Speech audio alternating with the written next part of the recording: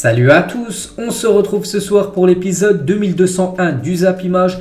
Donc on commence tout d'abord et on revient sur le match hier entre le Bayern et le PSG. Il y avait beaucoup de monde devant Canal+ hier, plus de 2 720 000 téléspectateurs, c'est énorme. On assistait à la nouvelle élimination du PSG hier soir sur Canal+. Cela représente quasiment 12% de part d'audience, donc c'est énorme, quasiment 3 millions de personnes étaient devant Canal+. C'est une chaîne cryptée, c'est une chaîne payante, c'est pas une chaîne gratuite on peut dire, donc voilà, avoir autant d'audience c'est énorme. Donc malheureusement voilà, on sait ce qui s'est passé pour le PSG avec cette nouvelle élimination. Et du côté de Paris, donc c'est peut-être la défaite de trop. Donc Nasser, le président, est très en colère et très déçu du nouvel échec du PSG en Ligue des Champions. Bon, c'est une routine, ça on le sait. Donc une réunion sera tenue aujourd'hui pour décider du futur de Christophe Galtier à la tête du club. Donc on sait souvent du côté du PSG, le premier à sauter c'est le coach. Et le nom de Thomas Tuchel est celui qui revient le plus pour le remplacer. Donc voilà, bon, aujourd'hui une réunion. Donc peut-être demain, peut-être après-demain, Thomas Tuchel pourrait devenir nouveau coach du Paris Saint-Germain. Bon, après, je ne sais pas si c'est la bonne méthode pour le PSG. Le PSG a toujours fait ça, de virer l'entraîneur dès l'élimination. Bon, je ne pense pas que ce soit la bonne solution. Peut-être conserver encore Christophe Galtier, déjà au moins jusqu'à l'été prochain, voire l'été prochain. Là, ça ne sert à rien de le virer, alors qu'il reste que le championnat, une dizaine de journées de championnat. Donc vu qu'il n'y a plus d'autres compétitions, donc voilà, cette défaite ne passe pas du tout auprès du président, auprès de QSI après cette nouvelle échec. On ne va pas revenir sur tous les échecs qu'il y a eu du côté du PSG ces dernières années, mais celle-là vraiment c'est un échec. Même pas, il n'y a même pas de déception parce qu'en gros voilà, le Bayern était largement supérieur comme à cette équipe du PSG. Je n'ai beaucoup parlé à midi, contrairement aux années précédentes, avec la remontada contre le Barça, avec le match la saison dernière contre le Real Madrid, où je pense quand même que le PSG avait vraiment les armes pour éliminer le Real, alors que cette saison on n'a pas du tout senti le PSG éliminé, avoir les armes pour éliminer cette équipe du Bayern. Thierry Henry, les gars, sur ce PSG, il a dit quel est le plan, quelle est l'identité, quelle est la philosophie. J'ai très souvent dit qu'il y a une fracture entre le club et de nombreux supporters de l'ancien Paris Saint-Germain avant l'achat du club. Il préfère presque l'ancien PSG voilà, que le PSG actuel. C'est vrai qu'il y a beaucoup de supporters du PSG de longue date qui préfèrent l'ancienne version du PSG, peut-être avec moins de stars, tout ça, mais voilà, il y avait une fierté, c'était des joueurs qui mouillaient le maillot sur le terrain, qu'actuellement voilà, c'est des joueurs qui viennent seulement pour prendre des énormes salaires. Donc voilà, c'est triste actuellement comment ça a tourné actuellement, enfin ce qui se passe actuellement du côté du PSG depuis de nombreuses années. Jamie Carragher, consultant sur une chaîne sportive britannique, il a dit: je suis content que le PSG soit sorti, je n'aime tout simplement pas l'ensemble de la configuration et tout ce qui se rapporte. Ce n'est pas une équipe, c'est un gâchis, c'est vrai, au vu de l'investissement quand même du côté du club parisien depuis 2011. J'ai pas les chiffres exacts, mais on dépasse quasiment les plus de 1 milliard, peut-être 400 millions d'euros dépensés sur le mercato. Et ne toujours pas gagner la Ligue des Champions, c'est que c'est compliqué à gagner la Ligue des Champions, mais faire ce que fait le PSG, des prestations honteuses comme ils l'ont fait les années précédentes avec des remontadas, avec des boulettes, tout ça cumulé, là c'est peut-être l'élimination de trop on peut dire, et c'est vrai que c'est un énorme gâchis, on peut employer ce mot gâchis du côté du PSG depuis plus de 10 ans. Et sur PSG Community, donc eux ils ont mis, est-ce qu'on n'est pas sur la pire double confrontation en Champions League sous QSI? 0 but marqué en 2 matchs, là c'est une catastrophe. Pas d'émotion ressentie, pas de hype, pas de plaisir à regarder l'équipe du PSG, le néant footballistique. Quand tu regardes la gestion du Bayern Munich sur les 2 matchs, ils ont éliminé le PSG avec une telle facilité, ça a été vraiment, peut-être le Bayern, eux vraiment, quand ils ont affronté les 2 fois le PSG, c'est tranquille. Ouais, ils se sont dit, voilà c'est le PSG, on va les éliminer, on est quasiment sûr d'être... Souvenez-vous les déclarations du président, même de Müller avant le match, on est très confiant avant le match retour, ça va le faire et tout. Donc voilà, bon, pour eux, il n'y a eu aucun souci, le PSG les a pas du tout gênés. On était leurs petits, ils n'ont même pas eu forcé, c'est qu'en plus ça n'a pas été un grand Bayern Munich. Par exemple, le match aller, même le match retour, puis c'est passé tranquillement sans forcer pour le Bayern Munich, pour vous dire l'écart quand même entre le PSG et les top clubs mondiaux. On va parler de Léo Messi, donc n'a pas marqué dans une phase d'élimination directe de Ligue des Champions à 2 reprises au cours des 16 dernières saisons. Donc la saison dernière et cette saison, 2 fois où il est du côté du PSG, donc là contre le Bayern, et la saison dernière contre le Real Madrid, alors que avant, depuis quasiment les 14 années précédentes, à chaque fois il marquait au moins un but lors des matchs élimination directe du côté de son ancien club, du côté du Barça. Donc voilà, comme je l'ai dit à midi les gars, pour moi Messi j'espère qu'il va quitter l'équipe du Paris Saint-Germain, qu'il trouvera une autre aventure, qu'il retournera à Barcelone, qu'il aille en MLS, qu'il aille je sais pas, en Arabie Saoudite, mais voilà, je pense qu'il faut qu'il quitte l'équipe du PSG. J'espère que le PSG surtout ne lui proposera pas de prolongation de contrat. Et toujours avec Messi, ça fait quand même 8 ans qu'il n'a pas remporté la Ligue des Champions. La dernière Ligue des Champions remportée, c'était en 2015 quand le Barça avait battu l'équipe de la Juventus. Je crois que c'était une victoire 3-1 en finale. Donc voilà, ça date bien sûr pour Messi. Sa dernière victoire en Champions League, pour l'instant il a remporté 4 fois la Ligue des Champions. Léo Messi, si on compare avec Ronaldo, son plus grand rival, lui en a remporté 5. Toujours avec Messi, tiens, une petite photo à la fin du match hier avec Jamal Musiala qui a fait une belle partie. Musiala, seulement 20 ans. Donc il a tout d'un très grand joueur, Jamal Musiala. Donc voilà, une petite photo des deux. Et toujours sur cette rencontre hier, bien sûr, vu qu'il y a encore beaucoup d'infos en plus de celle de midi. Donc on va revenir sur le premier but concédé par l'équipe du PSG. Donc regardez, c'est l'action de jeu là, de Bichabu qui fait la passe tout simplement à Marco Verratti qui est tout seul. On peut voir Marco Verratti. Donc il récupère le ballon, Marco Verratti, et on peut voir les choix quand même pour Marco Verratti s'entourer. Donc il y a quand même 4 choix. Le gardien, tout à droite, il peut la mettre. On peut voir qu'il y a un angle entre, je sais plus c'est qui, tout à droite, avec aussi Choupo-Moting, il peut la mettre à Donnarumma, il peut la mettre, moi c'est un peu plus compliqué, passer au-dessus de Choupo-Moting pour la mettre à Ramos, il peut la mettre tout au fond à droite, je crois que ça doit être, je sais pas c'est qui, j'arrive pas à voir, ou même l'option tout en haut à gauche. Et voilà, il a préféré prendre l'option, comme d'habitude, l'option du risque, garder le ballon, revenir sur lui-même, puis du coup, le joueur du Bayern est revenu, puis lui a pris le ballon, puis du coup, ça a fait but, voilà. Et voilà, c'est dommage que les gars, Marco Verratti, toujours prendre des risques, ben voilà. Des fois, tu le payes cash, et hier, le PSG l'a payé cash. Voilà cette boulette, parce que pour moi c'est une boulette de Marco Verratti. Comme dans notre journal, donc par rapport à l'équipe, c'est Marco Verratti qui hérite de la plus mauvaise note selon vos votes.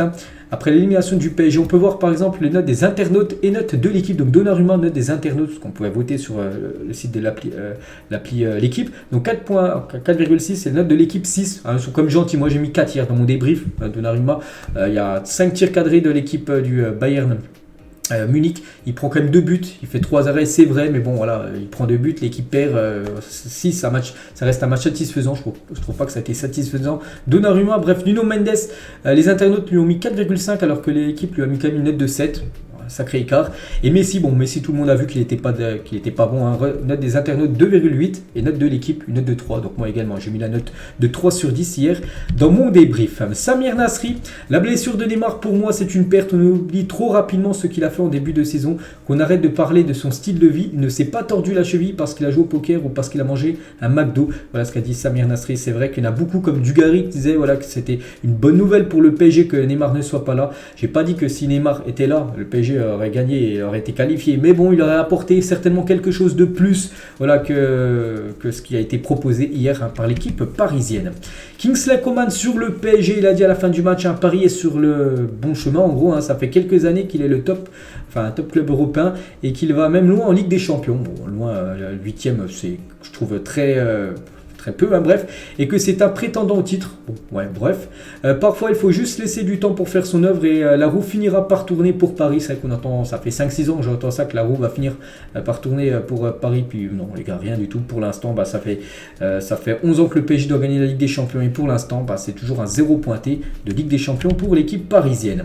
Regardez la une aujourd'hui du journal Marca, c'est un journal espagnol plus spécialisé sur l'équipe du Real Madrid, et pour eux, si tu veux gagner la Ligue des Champions, tu sais déjà ce qui te reste à faire, quitter le PSG pour venir jouer du côté du Real Madrid. Et en tête d'affiche, ça parle bien sûr de Kylian Mbappé. Et la une Journal Sport, qui est cette fois-ci plus un journal côté Blaugrana.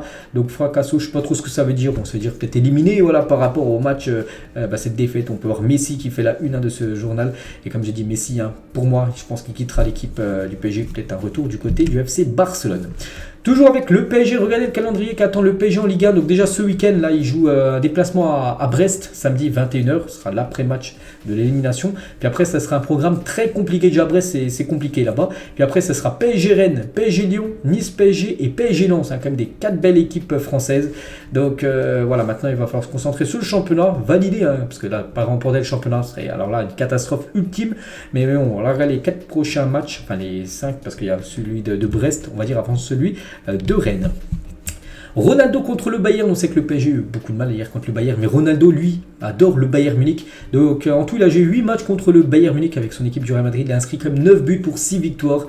Et il a souvent éliminé cette équipe du Bayern Munich dans le passé, Cristiano Ronaldo. Regardez les 5 équipes avec le plus de pénalty en Ligue des Champions de l'histoire. C'est le Real Madrid, 56 pénalty obtenus pour 45 marqués. Le Barça deuxième. Le Bayern qui a 53 pénalty obtenus pour 40 marqués. 13 échecs pour le Bayern en termes de pénalty. Chelsea aussi, Manchester United, il y a aussi beaucoup de pénalty tirés et aussi marqués. Le supporter du PSV qui avait frappé le gardien de Séville, Marko Mitrovic, lors du barrage d'Europa League, c'était la semaine dernière, a été condamné à 3 mois de prison, dont 1 avec sursis. Il était rentré, je me souviens, j'en avais parlé, il était rentré sur la pelouse et il avait tapé le gardien du FC Séville. Du coup, il est parti en garde à vue, tout ça. Du coup, il va faire quand même 2 mois de prison ferme avec 1 mois de sursis. Donc, il est copé aussi d'une interdiction de stade de 2 ans. Bon, pourquoi 2 ans? Il aurait dû être interdit de vie, parce que dans 2 ans, c'est-à-dire qu'il pourra retourner sur une pelouse, taper un autre joueur. Donc voilà, il va quand même faire 2 mois de prison ferme pour être entré sur le terrain, avoir frappé le gardien de Séville. On va parler de la Juventus Turin qui pourrait échapper aux sanctions judiciaires et sportives suite à un vice de forme dans l'enquête de fraude comptable. Les 15 points qui a été retirés de l'équipe de la Juventus pourraient peut-être alors être récupérés, parce qu'en gros il y a un vice, tout ça dans l'enquête, et du coup peut-être ces points pourraient être récupérés. Donc ce serait une très bonne nouvelle bien sûr pour la Juventus de récupérer ces 15 points perdus. Donc là je crois qu'actuellement ils sont 7e, donc bien sûr s'ils gagnent 15 points, j'ai pas le classement actuel, ils seraient quasiment sur le podium actuellement de ce championnat italien. Toujours en Italie, on va parler de Thiago Motta, est élu entraîneur du mois de février en Serie A. Félicitations à lui, il fait du très très gros boulot actuellement du côté de Bologne. Donc retour au PSG en tant que coach dans quelques saisons peut-être. N'oubliez pas qu'il avait été entraîneur du PSG U17 là avant de prendre cette équipe première de Bologne. On peut voir qu'il a été élu meilleur entraîneur. Félicitations à Thiago Motta aussi, ancien joueur parisien. On va parler de Diouf, le gardien du Stade Rennais, présente le pourcentage le plus élevé cette saison en Ligue 1 avec 85% de tirs arrêtés. C'est énorme. Sur 10 tirs cadrés, il en arrête quasiment 8 voire 9, voilà, 85. Donc voilà, c'est énorme.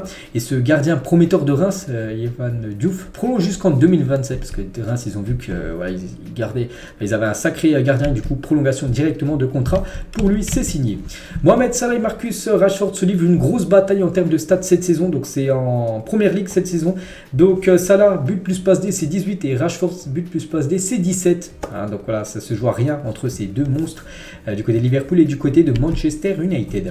Des nouvelles d'Alexandre Lacazette qui est de retour à l'entraînement aujourd'hui, blessé depuis le 12 février dernier. Ça faisait quasiment 1 mois. Il devrait être présent pour le match face à Lille ce vendredi. Demain, il y a Lille-Lyon, grosse affiche de Ligue 1, et devrait être dans le groupe. Alexandre Lacazette, ça bien sûr c'est une bonne nouvelle pour l'équipe de l'Olympique lyonnais. Quand Jorginho se moque de Gabriel Jesus en plein cours d'auto-école, parce que Gabriel Jesus, qui est de retour lui aussi à l'entraînement, lui il est blessé aussi depuis quelques temps, et il passe aussi des heures de conduite pour avoir son permis de conduire, parce qu'il n'a toujours pas son permis, et Jorginho l'a croisé, puis c'est un petit peu moqué de lui, parce que Jorginho lui a déjà le permis, donc voilà, c'est info concernant les deux joueurs de l'équipe de Arsenal. Les habitants de Naples, beaucoup trop fans du Napoli, ont décoré leur immeuble avec le 11 type de leur équipe de cœur. Voilà, donc voilà, avec cette équipe de Naples, on peut voir Osimhen tout en bas, tant que numéro 9 bien sûr, on peut voir aussi Kvaratskhelia tout en bas à droite, l'ailier gauche de cette équipe napolitaine. On va parler cette fois-ci du Barça féminin et qu'est-ce qu'elles sont fortes, les joueuses du FC Barcelone. Donc le Barça a réalisé une saison parfaite, remportant ses 30 matchs de championnat, carton plein. Elles sont actuellement sur 55 victoires consécutives en Liga féminine, je ne sais pas si vous vous rendez compte, 100% de victoires. Donc 30 matchs, 30 victoires, 159 buts marqués pour seulement 11 buts concédé, ce qui fait une différence de but plus 148 pour le Barça féminin qui roule surtout actuellement du côté de la Liga espagnole féminine bien évidemment.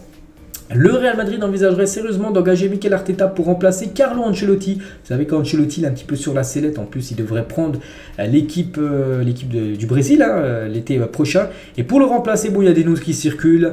Il y a peut-être Raoul qui est l'entraîneur de l'équipe B. Il y a Zidane, voilà tout ça. Et aussi Mikel Arteta qui est espagnol. Donc voilà, il pourrait venir du côté du pays espagnol pour entraîner, pourquoi pas, cette équipe du Real Madrid. Donc après, je ne le vois pas du tout quitter l'équipe d'Arsenal, surtout que ça se passe très très bien actuellement du côté des Gunners. Mais bon, dans le foot, on sait que tout peut arriver, que ce soit transfert de joueur ou même transfert d'entraîneur. Tiens, toujours avec un entraîneur, David Bettoni, l'adjoint toujours de Zidane. J'avais dit, je crois que c'était avant-hier, qu'il avait pris l'équipe du FC Sion. Et il a dirigé hier son premier entraînement avec le groupe du FC Sion, dont il est le nouveau coach. C'est sa première expérience en tant qu'entraîneur principal. Donc voilà, bonne chance à lui du côté du championnat suisse. On va parler de Abdessamad Mohamed est devenu hier le co-meilleur buteur de l'histoire de l'équipe de France de futsal. Donc il inscrit 60 buts en 84 matchs, pas mal. Hein. Donc bon, je ne regarde pas du tout le futsal, mais bon voilà, lui est devenu le co-meilleur buteur de l'histoire des Bleus. Félicitations à lui.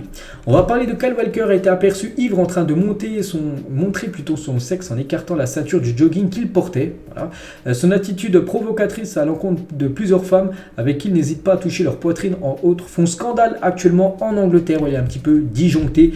Où Kyle Walker il avait bu et il a fait un petit peu n'importe quoi et actuellement ça fait scandale du côté de l'Angleterre. On va parler de Pierre Ménez. Donc le tribunal correctionnel de Paris requiert 8 mois de prison avec sursis et 10 000 euros d'amende contre Pierre Ménez, jugé pour agression sexuelle. Il avait été aussi accusé de tout ça. Donc il est passé au tribunal. On peut voir du coup ce qui prend 8 mois de prison de sursis aussi avec 10 000 euros d'amende pour l'ancien consultant sur Canal+. Je ne sais même plus maintenant où il est. Je crois qu'il a arrêté depuis ses affaires. Un fast-food s'est appelé Manchester City en hommage à Riyad Mahrez dans la ville d'Alger. On sait que Riyad Mahrez du côté de l'Algérie, c'est une légende totale. Hein. Et du coup, regardez ce fast-food, on peut dire, c'est appelé Manchester City, vu que Riyad Mahrez joue du côté de Manchester City. Donc, incroyable info. On va parler de Juan Laporta, le président du Barça, sur Javier Tebas, président de la Liga, qui n'aime pas, on peut le dire, hein, le Barça. Il a dit parfois il va trop loin. Et dans le passé, il a eu des actions qui montrent son obsession contre le FC Barcelone. J'espère que la relation entre Barcelone et la Liga s'améliorera. Mais c'est Javier Tebas qui a toujours installé des obstacles entre la Liga et le Barça. Donc c'est vrai que Javier Tebas n'aime pas du tout cette équipe du FC Barcelone. On va souhaiter aujourd'hui un joyeux anniversaire à Youri Djorkaeff. Il fête aujourd'hui ses 55 ans. J'ai oublié de le dire à midi. Bon, on va dire ce soir, vu qu'on est encore en ce 9 mars. Un bon anniversaire à Youri Djorkaeff qui a remporté bien sûr la Coupe du Monde plutôt 98 avec l'équipe de France. Qui va s'imposer? Sheriff Tiraspol, OGC Nice, je ne sais plus à quelle heure, je ne sais plus à 18h45 ou à 21h ce soir. Bref, dernier représentant français, en espérant que ça se passe bien pour Nice. On parlera du résultat demain des Aiglons.